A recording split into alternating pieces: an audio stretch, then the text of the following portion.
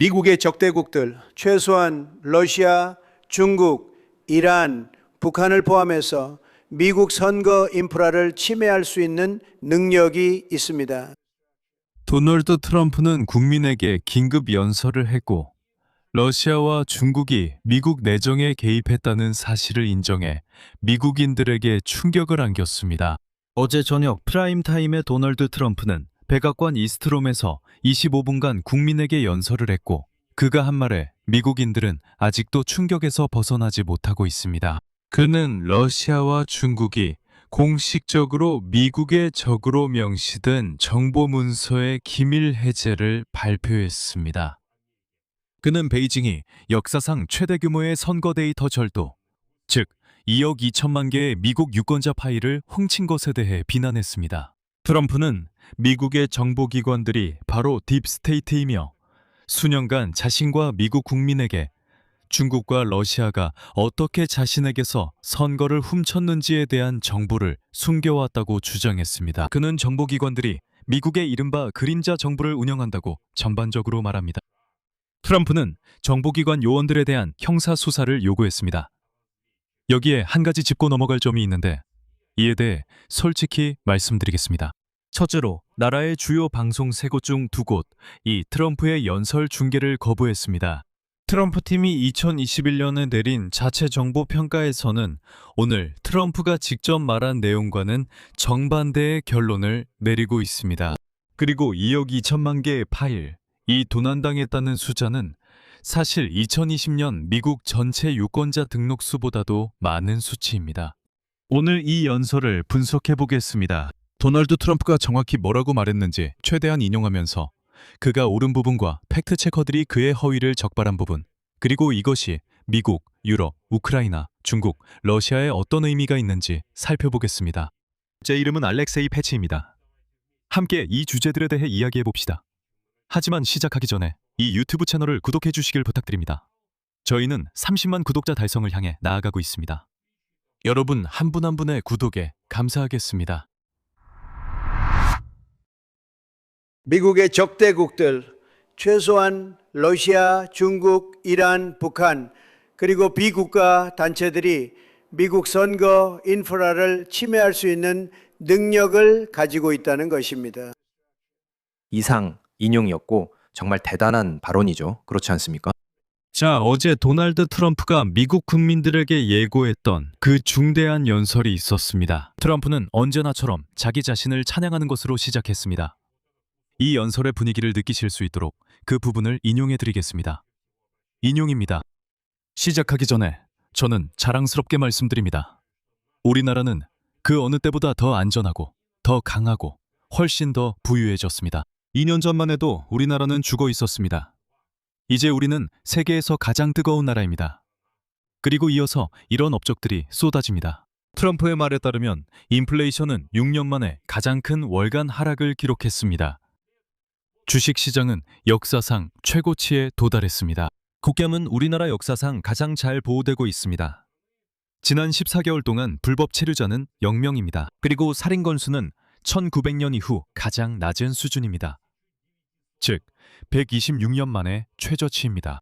외교 정책도 한마디로 정리할 수 있는데 그 한마디가 정말 대단합니다.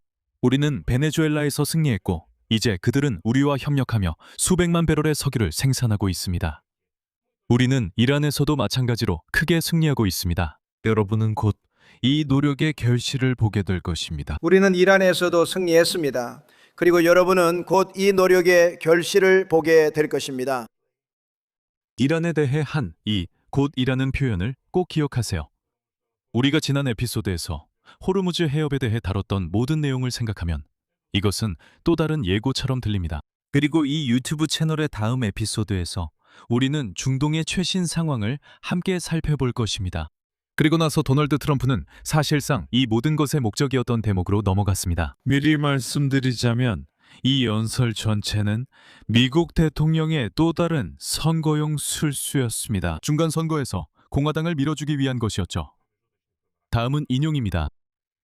미국이 돌아왔지만 우리는 시급히 해결해야 할 중대한 도전에 직면해 있습니다.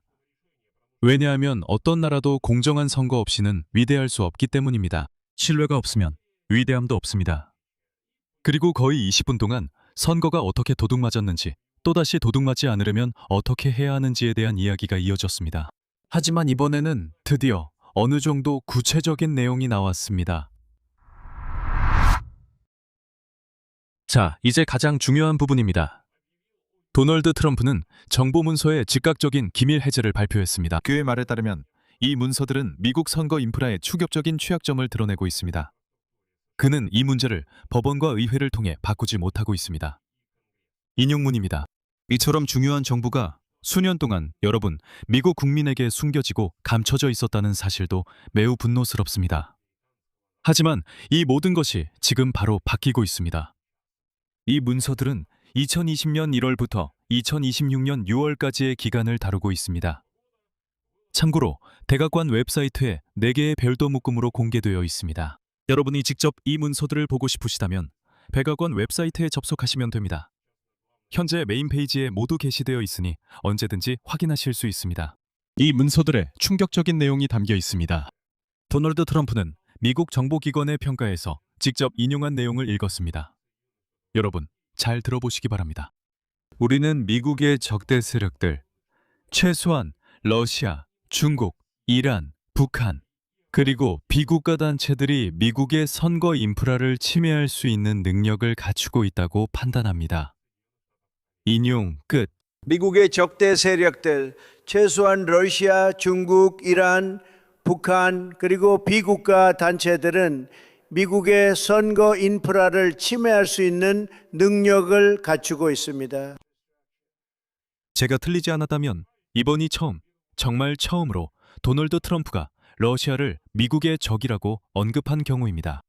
트럼프는 수년 동안 러시아를 적이라고 부르는 것을 피해왔습니다. 그는 블라디미르 푸틴을 똑똑하고 강하다고 부르며 훌륭한 관계에 대해 이야기하는 등 그런 말을 해왔습니다. 그리고 어젯밤 그는 직접 미국 외교의 정목록에서 러시아가 첫 번째로 언급된 문서를 국민들에게 읽어주었습니다. 네, 형식적으로는 인용문입니다. 정보평가에서 인용한 것이지 그의 개인적인 말은 아니지만 그는 프라임타임에 그 내용을 직접 언급하기로 선택했습니다. 그리고 그가 읽은 문서는 계속 이어집니다. 우리는 중앙집중식 선거 데이터 저장소, 유권자 등록 데이터베이스, 투표명부, 공식 선거 웹사이트가 악용에 가장 취약하다고 평가합니다. 그리고 적대 세력은 이러한 시스템에 대한 접근을 이용해 미국의 선거 과정을 방해할 수 있습니다. 이제 중국 블록 가장 중요한 부분입니다. 도널드 트럼프는 이렇게 말했습니다. 인용합니다. 중화인민공화국은 역사상 가장 큰 선거 데이터 유출로 여겨지는 사건을 일으켰으며 그 결과 중국은 불법적으로 2억 2천만 개의 미국 유권자 파일을 입수했습니다. 이 파일들에는 이름, 주소, 전화번호, 정당 선호도 및 유권자 등록과 기타 불순한 행위에 필요한 민감한 정보들이 포함되어 있습니다. 바로 이런 일들이 실제로 일어났습니다. 정보기관에 따르면 중국은 바로 이 새로운 프로젝트를 위해 데이터 악용을 전담하는 특별 부서를 따로 만들었다고 합니다. 이제 베이징의 동기에 대해 이야기하겠습니다. 트럼프는 다시 중앙정보국 CIA 문서를 읽어줍니다. 인용하겠습니다. 2018년 중반 중국 공산당의 정책은 미국 대통령에 반대하는 모든 국내외 요소를 동원하는 것이었습니다. 즉, 도널드 트럼프를 겨냥한 것이었죠. 미국 대통령에 대한 지지표를 줄이고 그를 사임하게 하거나 재선되지 못하도록 막는 것이 목적이었습니다. 중국 정부는 미국 대통령에 대해 부정적으로 보도하는 미국 언론인들을 찾아내려고 했습니다. 그리고 그들에게 더 많은 부정적인 기사를 쓰도록 큰 돈을 지불하려 했습니다. 그들이 내 패배를 원했던 이유는 그들이 알았기 때문입니다. 내가 그들의 속셈을 간파했다는 것을. 그들에게 수십억 달러의 관세를 부과했고 세계에서 가장 강력한 군대를 만들었습니다. 정부는 대통령에 대해 부정적으로 쓴 미국 언론인들을 찾아내려고 했고 그들에게 더 많은 부정적인 기사를 쓰도록 큰 돈을 지불하려 했습니다. 그들은 할 수 있는 한 많이 했고 자신들이 한 말이 마음에 들지 않았습니다. 여기서 저는 지자로서 아주 당연한 질문이 듭니다. 만약 도널드 트럼프가 중국인들이 특정 기자들에게 뇌물을 주고 청탁 기사를 쓰게 했다는 내용이 명확히 적힌 문서를 가지고 있다면 왜 그 기자들의 이름을 공개하지 않는 걸까요? 그런 정부가 있다면 그냥 공개해서 사회 전체에 보여주고 사회가 그 기자들을 신뢰할지 말지 결정할 수 있도록 해야 하지 않겠습니까? 기자가 매수돼 그런 기사를 썼다는 내용의 소장이라도 보여주세요. 하지만 그런 이야기는 듣지 못할 겁니다. 우리는 그런 이야기를 들어본 적 없고 앞으로도 못 들을 겁니다. 트럼프는 수년째 이런 전술을 써왔고 그게 그의 전략입니다. 안타깝게도 가짜뉴스라는 말이 트럼프의 유일한 논거입니다. 그리고 나중에 트럼프 본인도 정보가 아직 제대로 처리되지 않았다고 밝혔지만 이미 중국의 행동이 불법 투표용지 제작 시도까지 포함됐다고 했습니다. 누구를 위해서였을까요? 당연히 조 바이든을 위해서였다고 주장했습니다. 즉, 중국인들이 조 바이든의 대통령 당선을 위해 로비하고 밀어줬다는 겁니다. 반대로 자신, 그러니까 트럼프는 오히려 방해를 받았다고 주장했습니다. 하지만 도널드 트럼프에게 자주 있는 일처럼 그는 전쟁을 중국이나 러시아가 아니라 자국 정보기관에 선포했습니다. 중국이 2억 명이 넘는 당신 유권자들의 정보를 빼내고 선거를 조작하고 언론인들을 매수해서 조 바이든이 승리하게 만들었다는 전체적인 음모를 밝혀낸 것처럼 보였습니다. 그는 중국이 아니라 미국 정보기관에 전쟁을 선포한다고 말합니다. 그의 말에 따르면 미국 정보기관이 그런 행동을 한다고 합니다. 미국 정보기관은 2020년 데이터 유출을 알았지만 조치를 취하지 않았다고 합니다. 다음은 도널드 트럼프 인용문입니다. 경보를 울렸어야 할 사람들이 오히려 정보를 비밀로 숨겼습니다. 그들은 저에게, 대통령에게도 알리지 않았고 다른 누구에게도 알리지 않았으며 우리가 아는 한 의회에도 보고하지 않았습니다. 그들이 반복해서 말한 것은 우리나라 역사상 가장 안전한 선거였다는 말뿐이었습니다. 정해진 공식 멘트였죠. 더 나아가 트럼프는 정보 분석가들 사이에서 오간 한 통의 이메일이 그들이 선거와 관련된 중국의 활동에 대한 정보를 숨기기 위해 대통령 일일 브리핑을 의도적으로 편집했다고 인정했다고 밝혔습니다. FBI 내부의 또 다른 여성 관리는 자신이 인용하자면 그림자 정부를 운영하고 있어서 중국의 개입에 대한 첩보가 도널드 트럼프에게 절대 알려지지 않도록 하고 있다고 썼습니다. 그리고 유권자들이 이 모든 이론을 완전히 믿고 11월 중간선거에서 공화당에 투표하도록 하기 위해 트럼프는 불길한 세부 사항을 덧붙였습니다. 다음은 인용입니다. 최근에 우리는 상당한 양의 범백 발견했습니다. 범백을 버락 후세인 오바마 대통령이 파기하도록 넘긴 문서가 담긴 자료입니다.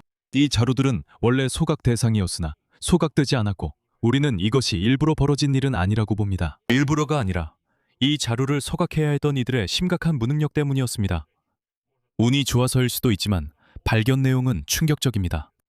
그러니까 도널드 트럼프의 주장에 따르면 음모를 입증하는 불리한 자료가 살아남은 것은 누군가가 이 문서가 든 자료를 태우는 것을 게을리했기 때문이라는 겁니다. 하지만 트럼프는 그 약점, 자료와 자료 속 내용이 무엇인지 모릅니다. 자료 내용을 아직 살펴보지 않았기 때문인데 적어도 그는 그런 뜻으로 말하려 한 셈입니다. 그는 오바마가 문서가 든 자료를 태우라고 했지만 자료들은 태워지지 않았다고 말합니다. 거기에는 엄청난 비밀 문서들이 있지만 그게 무엇인지는 말씀드릴 수 없습니다. 결국 트럼프는 국가정보국장실, 법무부, FBI, CIA에 이렇게 중요한 정보가 어떻게, 왜 숨겨졌는지 조사하라고 지시했습니다.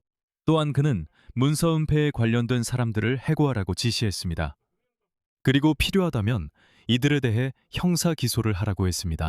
이어서 도널드 트럼프는 투표 기계에서 어떤 취약점을 발견했다는 점, 그리고 투표한 사람들 중에 조 바이든에게 투표한 외국인이 많았다는 점에 대해 많이 이야기했습니다. 그리고 투표가 끝난 후에 개표가 너무 오래 걸린다고 불평했습니다. 물론 언론도 비판을 받았습니다. 왜냐하면 MBC와 ABC 뉴스가 트럼프의 연설을 중계하지 않기로 했기 때문입니다. 트럼프의 반응은 이랬습니다. 인용하자면 그들은 이게 무슨 내용인지 알고 있었다. 그리고 그 주제가 마음에 들지 않는다. 왜냐하면 그들은 우리 시스템이 얼마나 부패했는지 알고 있기 때문이다. 그들과 다른 언론들도 음모의 일부입니다. 이런 사기는 그들의 방송 허가가 취소되어야 함을 의미합니다. 그리고 마지막으로 의회에 이른바 세이브 아메리카 법안을 통과시키려는 요구가 있었습니다. 이 법안은 모든 유권자에게 사진이 부착된 신분증을 의무화하고 시민권 증명을 요구하며 질병, 장애, 분복무, 출장의 경우를 제외하고는 우편 투표를 전면 금지하는 내용을 담고 있습니다. 그리고 마지막으로 트럼프는 마침내 자신의 연설의 진짜 이유를 밝혔습니다. 인용하자면 모든 미국인에게 부탁합니다. 전화기를 들고 하원과 상원의 대표들에게 전화해서 Save America 액트를 지체 없이 통과시키라고 요구해 주십시오. 그러니까 바로 이것이 전부의 핵심이었습니다. 트럼프는 자신의 지위를 이용해 그의 정당이 선거에서 이길 수 있도록 도와줄 법안을 추진하고 있습니다. 이제 제가 어떤 방송에서든 가장 좋아하는 부분, 바로 분석과 팩트체크 시간입니다. 첫 번째이자 가장 중요한 점은 트럼프가 중국이 개입했다고 주장한 것은 2021년 3월 미국 국가정보당국의 공식 평가와 정면으로 모순된다는 것입니다. 해당 평가는 높은 확률로 중국이 선거 결과에 영향을 미치려 하지 않았으며 투표 집계 등 선거 인프라에 개입하지 않았다고 결론지었습니다. 그리고 아주 흥미로운 세부 사항이 있습니다. 2021년 3월의 그 평가는 국가정보국장이었던 존 웨트클리프가 재직 중일 때 작성된 것입니다. 이 사람은 바로 도널드 트럼프의 현 미국 CIA 국장입니다. 상원정보위원회 부위원장 워너 의원은 이에 이렇게 반응했습니다. 인용하자면 트럼프가 중국에 대해 던진 충격적인 폭로는 완전한 헛소리입니다. 사실은 우리 정보기관들 모두가 만장일치로 동의했다는 점입니다. 중국은 아무것도 바꾸려 하지 않았고 2020년 선거에서 단 한 표도 건드리지 않았습니다. 두 번째로 단순한 산수입니다. 2020년 미국에는 거의 2억 1,400만 명의 유권자가 등록되어 있었습니다. 트럼프는 2억 2천만 개의 파일, 이 도난당했다고 말합니다. 그러니까 실제 유권자 수보다 더 많다는 얘기죠. 세 번째로 중국이 데이터를 받긴 했지만 중국이 받은 유권자 데이터는 전혀 비밀스러운 것이 아니었습니다. 이건 유권자 파일인데 큰 비밀을 하나 알려드리자면 이런 파일은 정치 컨설턴트와 선거 전략가들이 일상적으로 구매하는 것입니다. 그리고 이런 파일로 표를 조작하는 건 불가능합니다. 더 나아가 각 정당은 바로 이런 파일 덕분에 자기 유권자의 특성을 알고 있습니다. 네 번째, 가장 난처한 부분입니다. 공개된 문서들 자체가 일부에서는 도널드 트럼프의 발언을 반박하고 있습니다. 그중 하나는 대규모 개표 시스템 조작은 발견되지 않고서는 실행하기 어렵다고 명시하고 있습니다. 즉, 만약 그런 일이 있었다면 바로 발견됐어야 한다는 뜻입니다. 그리고 CIA 문서는 이렇게 직접적으로 적고 있습니다. 베이징은 현재 선거 결과에 영향을 미치기 위해 비밀리에 개입할 의도가 없다고 말이죠. 그리고 또 한 가지가 있습니다. 심지어 백악관 내부에서도 일부 관료들은 연설 전부터 중국 관련 자료의 공개가 오해를 불러일으킬 수 있다고 우려했습니다. 즉, 여전히 아무런 증거도 없습니다. 실제로 조작된 표가 단 하나라도 있었는지조차 말이죠. 또다시 도널드 트럼프가 죄송합니다만 이런 추상적인 비난만 잔뜩 쏟아냈고 구체적인 내용은 여전히 전혀 없었습니다. 이제 결론적으로 이것이 우리 모두에게 어떤 의미가 있는지 말씀드리겠습니다. 미국에게는 이번 일이 11월 중간선거를 향한 선거운동의 시작이라는 뜻입니다. 이것은 분명합니다. 도널드 트럼프의 연설은 세이브 아메리카 법안을 밀어붙이기 위한 강행 수단이자 동시에 일종의 보험입니다. 만약 공화당이 11월 선거에서 패배한다면 트럼프는 곧바로 이렇게 말할 것입니다. 내가 경고하지 않았느냐? 중국이 또다시 민주당을 도왔다고. 내가 말했던 거 기억나지? 자, 이게 바로 결과다. 공화당이 졌다. 게다가 형사사건과 함께 정보기관에 대한 숙청이 선포되었습니다. 이것은 트럼프가 자신의 정보기관과 벌이는 전쟁을 더욱 심화시키는 것입니다. 그의 첫 임기 때부터 그는 자신의 정보기관보다 러시아인을 더 신뢰한다는 것이 알려져 있습니다. 중국에게는 여기서 역설이 있습니다. 한편으로는 역사상 가장 큰 유권자 데이터 도난 사건에 대한 공개적인 비난이 있습니다. 그리고 트럼프가 말했듯이 투표용지 제작도 있습니다. 중국 대사관은 공식 대변인 류창 대변인을 통해 이에 답변했습니다. 그리고 그는 이렇게 말했습니다. 중국은 결코 미국 대통령 선거에 개입한 적이 없으며 앞으로도 개입하지 않을 것입니다. 한편 트럼프는 참고로 시진핑과 9월에 무역 관련 회담을 계획하고 있습니다. 그리고 이 회담은 어디서 열릴까요? 바로 미국에서 열립니다. 즉, 이 발언은 정상회담 만남을 앞두고 협상용 압박 수단이기도 합니다. 하지만 도널드 트럼프에게는 불쾌한 분위기도 있습니다. 최근 여론조사 결과입니다. 퓨 리서치 조사에 따르면 전 세계적으로 중국과 시진핑에 대한 호감도가 미국과 도널드 트럼프보다 더 높아졌습니다. 아마도 이것도 도널드 트럼프의 분노를 자극했을 것입니다. 자세한 순위 정보는 제 텔레그램 채널 패치 뉴스에서 확인하세요. 채널 링크는 영상 설명란에 있으니 꼭 구독해 주세요. 러시아에게는 이 모든 것이 조용하지만 매우 중요한 변화입니다. 오랜만에 트럼프가 직접 문서를 발표했는데 그 문서에서 러시아가 미국의 적으로 가장 먼저 언급되었습니다. 트럼프와의 특별한 관계에 모든 전략을 세웠던 크렘린에게 이것은 불안한 신호입니다. 그리고 이것은 우리가 이미 여러 번 언급했던 그 흐름과 정확히 일치합니다. 린지 그레이엄의 제재안은 오늘 참고로 이미 상원에서 60표를 얻었습니다. 즉, 이 법안은 확실히 통과됩니다. 또한 우크라이나용 패트리어트 생산 라이선스도 있습니다. 그리고 7월 8일 도널드 트럼프가 블라디미르 푸틴에게 전화하지 않고 취소했습니다. 우크라이나에게는 여기서 간접적이지만 실제로 이득이 있습니다. 워싱턴이 러시아와 중국을 공식적으로 적으로 규정할수록 키이우를 지원하는 논리가 더 견고해지고 어떤 로비스트라도 그 흐름을 되돌리기가 더 어려워집니다. 물론 위험도 있습니다. 만약 미국이 몇 달 동안 자체 정보기관과의 전쟁이나 선거를 둘러싼 스캔들에 빠지게 된다면 외부 전선에 쏟을 관심과 자원이 줄어들게 됩니다. 그리고 유럽에게는 여기서 이중적인 신호가 있습니다. 좋은 소식은 미국이 공식적으로 러시아와 중국을 위협, 적으로 규정한다는 점입니다. 이것은 유럽이 오랫동안 사용해온 언어입니다. 나쁜 소식은 서방 안보의 보장국인 미국이 또다시 선거 주기에 들어간다는 점입니다. 동맹국의 안정성에는 도움이 되지 않습니다. 그래서 유럽은 또 한 번 상기하게 됩니다. 재무장하고 자체 기반을 강화하는 일을 훨씬 더 빨리 해야 한다는 것입니다. 결국 트럼프는 또 한 번 우리에게 선거 유세 연설을 했습니다.